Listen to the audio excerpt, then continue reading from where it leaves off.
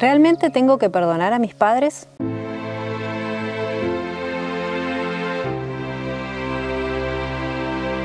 El perdón no es nada que uno tenga que hacer. Es en realidad un nuevo vínculo con uno mismo. Porque la realidad es que solo hay una persona a quien perdonar y es a nosotros.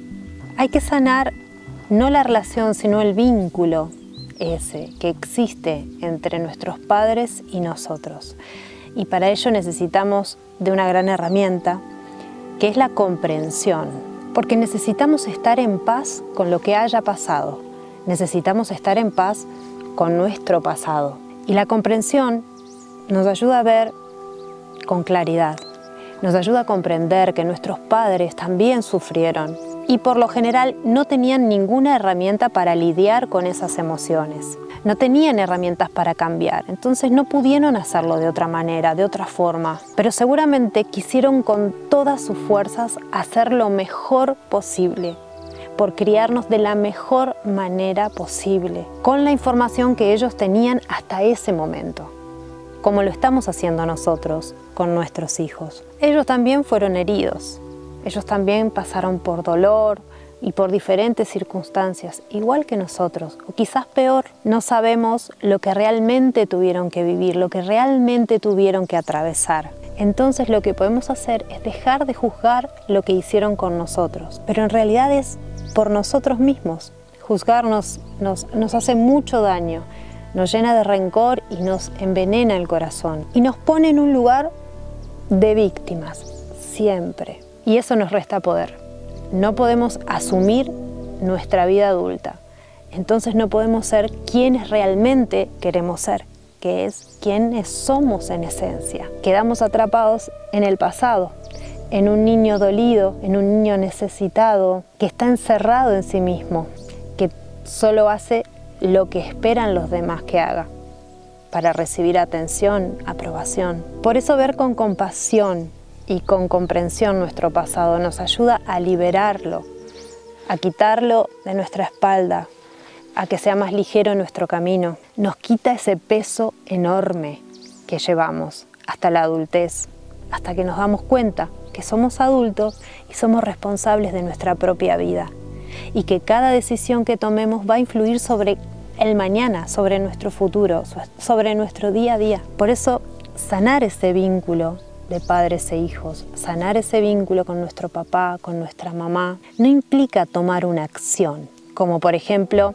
ir a decirles papá te perdono, mamá te perdono, o llamarlos o escribirles una carta, porque no se trata de forzar nada, menos de forzar el cariño, de forzar un abrazo, de forzar el perdón, sino que es un proceso interno de verdadera comprensión, de un deseo sincero de querer cambiar nuestras vidas, de dejar de sufrir, de dejar el rencor, el dolor, correrse del estado de víctima al estado de poder.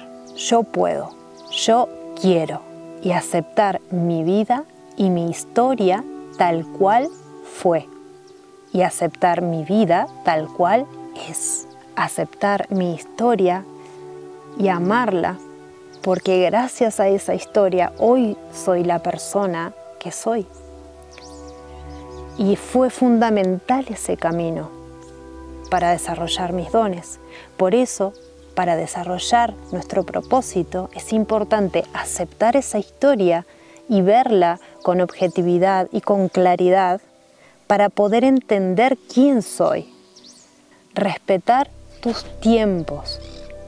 Ese tiempo que lleva ese proceso es único para cada individuo, para cada ser. Respetar ese tiempo, si aún te sentís herida, herido, si aún te sentís dolida o dolido. Tomar distancia es sano para recomponerte. Cuando uno tiene una herida en el cuerpo físico, cuando uno se quiebra un brazo, por ejemplo, tiene una herida importante, se toma un tiempo para que esa herida sane, para que el hueso selle, para tener nueva movilidad, porque es tan evidente que algo está roto, que algo está herido. Y le damos ese tiempo porque el cuerpo es sabio y se reconstruye solo, con el tiempo, con la paz, la tranquilidad, la calma. No salimos con un brazo roto a trabajar y a hacer cosas con ese brazo porque no sería lógico. Entonces, ¿por qué con las heridas emocionales o con las heridas que se producen en un plano mental, emocional, sí queremos salir enseguida? Y no le damos ese tiempo que necesita el cuerpo, la mente y el espíritu para sanar. Y sobre todo el cuerpo si queremos verlo desde otro punto de vista. Porque también hay un proceso mental que tiene que ir acompañando esa sanación. Pero si nosotros, por ejemplo, volviendo al ejemplo del codo herido, el codo quebrado, ¿no? Si nosotros apuramos ese proceso, ¿no? Y salimos a hacer cosas enseguida con el brazo, el codo no va a sanar. Va a volver otra vez a ese estado. Si nos calmamos, si nos aquietamos, si le damos el tiempo de sanar, empieza a reconstruirse, pero si otra vez queremos salir, nos va a pasar lo mismo, o sea, va a volver a andar mal, porque no le dimos el tiempo al codo, ¿no? En el caso de que se haya quebrado el codo, era un ejemplo, no le dimos el tiempo de recuperarse. Bueno, con las emociones y con las heridas emocionales, las heridas de la infancia o las heridas que se producen a un nivel mental, pasa lo mismo, necesitan un tiempo. Y ese tiempo lo conoce uno. Sanar ese vínculo entre papá, mamá y yo es priorizar una salud emocional, una salud mental, como decíamos recién, para lograr ese temple, para lograr esa armonía y esa paz que va a sanar el vínculo.